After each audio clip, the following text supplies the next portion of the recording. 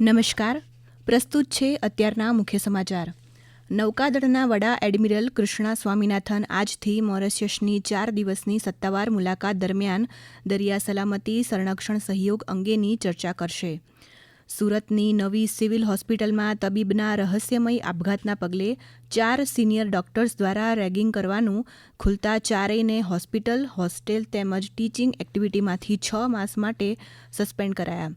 અમદાવાદના હેબતપુરામાં દુષ્કર્મના કેસમાં આરોપી સિક્યુરિટી ગાર્ડે ભાગવાનો પ્રયાસ કરતા પોલીસે પગમાં ગોળી મારી.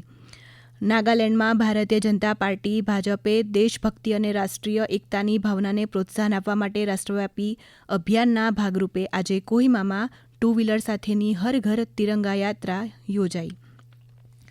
ભાવનગરની મહારાજા કૃષ્ણકુમારસિંહ યુનિવર્સિટીમાં મોરારી બાપુની ઉપસ્થિતિમાં 7 દિવસીય રાષ્ટ્રવંદના સપ્તાહનો પ્રારંભ. પૂર્વ રાજસ્થાન, હિમાચલ પ્રદેશ, ઉત્તરાખંડ અને પશ્ચિમ મધ્ય પ્રદેશમાં આજે ભારેથી અતિભારે વરસાદ માટે ઓરેન્જ એલર્ટ. રાજ્યભરમાં આગામી દિવસોમાં ગાજવીજ અને પવન સાથે સાર્વત્રિક વરસાદી માહોલ રહેવાની શક્યતા.